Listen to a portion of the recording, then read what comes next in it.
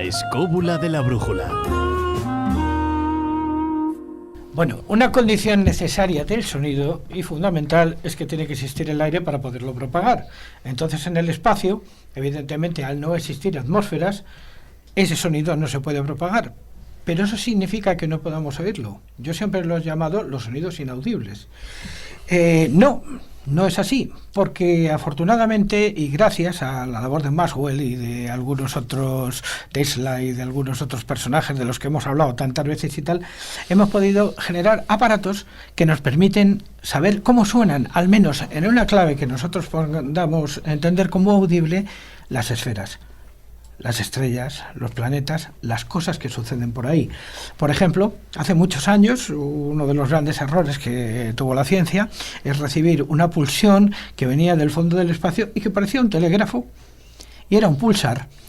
Entonces se pensó que tendría un origen inteligente por su regularidad. Al final se demostró que simplemente era una vibración constante que estaba dentro de la nota Fa en una frecuencia de 6 hercios.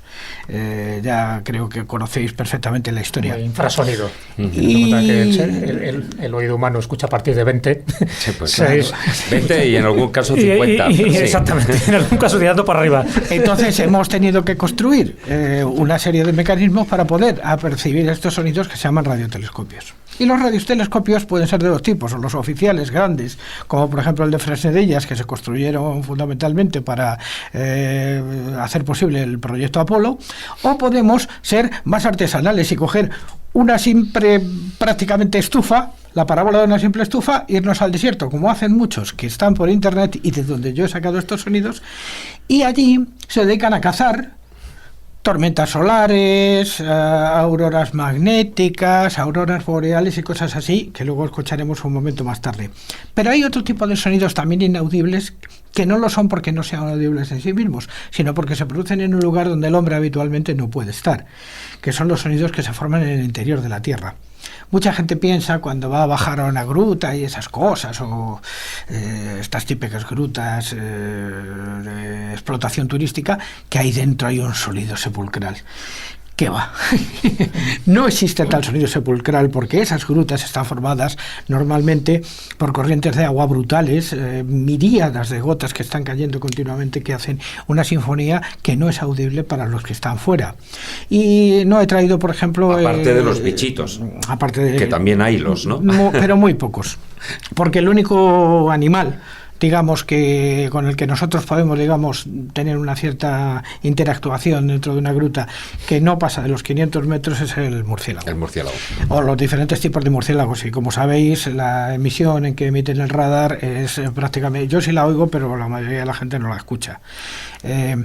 Luego nada más hay pequeños radiolarios, pequeñas cosas así. No hay animales dentro de la Tierra. Allí la vida no es posible, tal y como la conocemos, excepto esos organismos que ya digo que son unos organismos especiales. Los extremófilos. Extremófilos, efectivamente. Bueno, ya he sacado en muchas ocasiones, por eso no lo voy a traer otra vez, cómo suena una estalactita. Suena igual que una campana, es una cosa absolutamente maravillosa. Y luego también esos sonidos que nosotros no apreciamos, pero porque no estamos poniéndonos precisamente en la tesis de poder escucharlos. ¿Por qué? Porque somos incapaces, en muchísimas ocasiones, la mayoría de los seres humanos, de extraernos de todo el sonido ambiente alrededor y escuchar ese extraño sonido que está ahí y que parece que no está, pero que nos está influyendo, aunque no lo digamos, como es simplemente el roce de una hoja al caer al suelo. Hay un proyecto que se dio en Galicia hace años, en el que yo participé, que se llamaba Escoitar. Este proyecto lo que hacía era recoger sonidos de una castaña cayendo, de una hoja cayendo, todos esos sonidos que parece que no estamos escuchando, pero que están y que nos están acompañando. Durante toda esta charla que estamos teniendo hoy tan interesante y tal, hemos hablado de bosques, pero no nos olvidemos que no solamente los bosques son grandes generadores de sonido, también tenemos el desierto y el mar.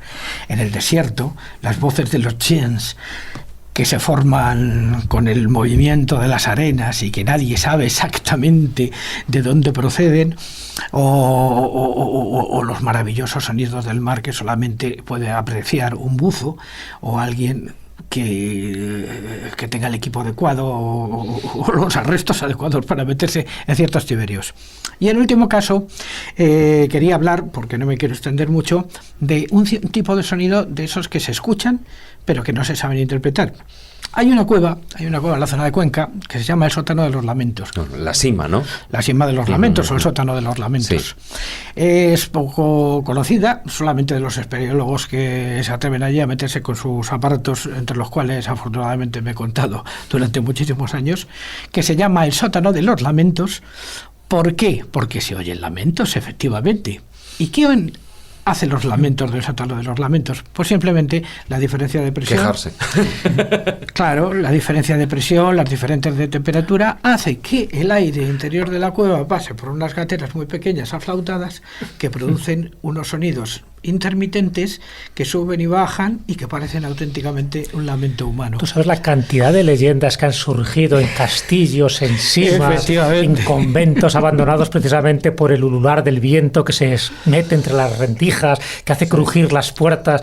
Claro. Todo eso genera una fantasía tremenda que a partir de ahí alguien lo escribe, mete a una mora encantada por medio, a un diablo, a una bruja, y eso ya se transmite de generación en generación. A ver, que todos hemos estado en algún que otro lugar abandonado y de repente te encuentras una ventana o una puerta prácticamente cerrada, pero por la cual todavía entra una rendija de aire y como sople, de repente tú estás escuchando ese ulular del viento.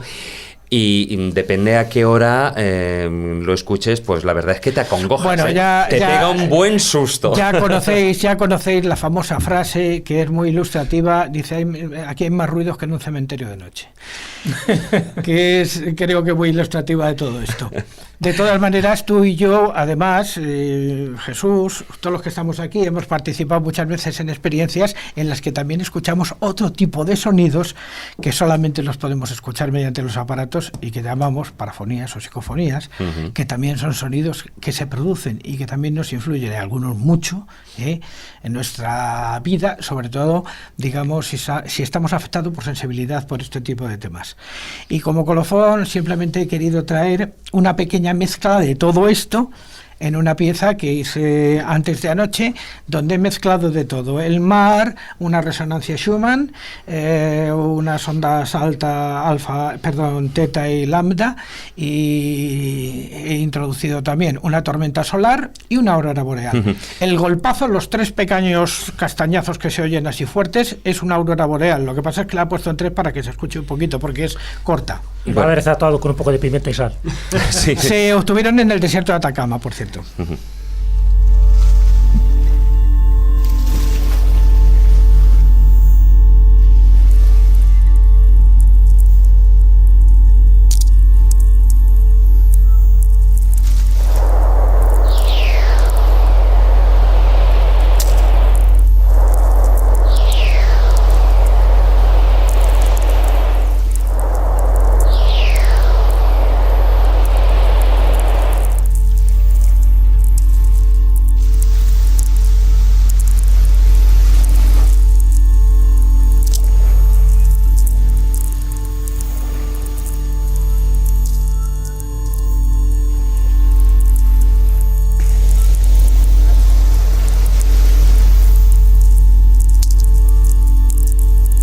Era una aurora boreal lo que hemos estado escuchando en medio de un viento solar y sobre ese fondo de resonancia Schumann de bajísima frecuencia que se obtiene hoy día por procedimientos electrónicos.